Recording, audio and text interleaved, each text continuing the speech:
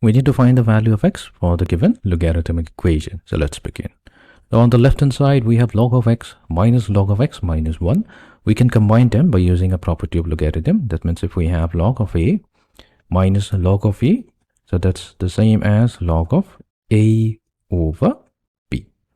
So let's use this property. This will give us log of x divided by x minus 1, and this is equals to log of 3. Now both of the logarithm has a common base, so that's 10. So that means we can equate both sides to get rid of the logarithm to get x over x minus 1, so that's equals to 3. Now we can solve this. So we have x equals to 3 times x minus 1. So x will be 3x minus 3.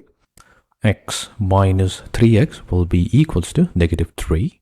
And this gives us negative 2x equals to negative 3. Solving for x, we have x equals to 3 over 2.